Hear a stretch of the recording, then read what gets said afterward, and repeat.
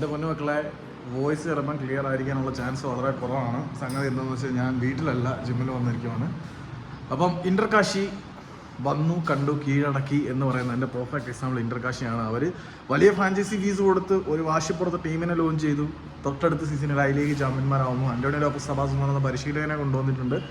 ഇപ്പം നമ്മുടെ all India football ഫെഡറേഷൻ്റെ തലപ്പത്തിരിക്കുന്ന മച്ചാന്മാരെല്ലാം കൂടെ അവരെ പണി കൊടുത്ത് ഒതുക്കാൻ നോക്കിയതാണ് എന്നെല്ലാവർക്കും അറിയാം. രഞ്ജിത്ത് ബജാജ് ഉൾപ്പെടെയുള്ള ആളുകൾ ഇന്റർകാശിക്കെതിരെ നിയമ പോരാട്ടങ്ങളുമായിട്ട് മുന്നോട്ട് പോകുന്നുണ്ടായിരുന്നു. അങ്ങനെ ഇവിടുത്തെ ഹൈക്കോടതിയിലെ കേസും കാര്യങ്ങളും കഴിഞ്ഞാൽ അന്താരാഷ്ട്ര തലത്തിലേക്ക് international court four arbitration of സ്പോർട്സിൽ സ്വിറ്റ്സർലൻഡിൽ കേസിന് പോയിട്ടുണ്ടായിരുന്നു. ആ കേസിന്റെ വിധി വന്നിട്ടുണ്ട്.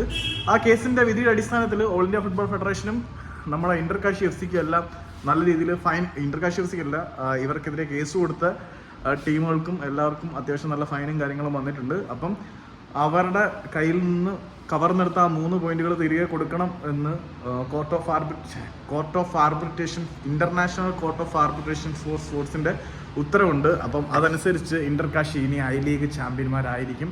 ഒഫീഷ്യൽ ഡിക്ലറേഷൻ ദാണ്ട ലോഡിങ്ങാണ്.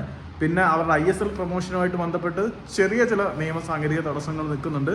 എന്തായാലും ഇന്റർകാശി ഹർ ഹർ മഹാദേവ്, ഹർ ഹർ കാശി വന്നു, കണ്ടു, കീഴടക്കി.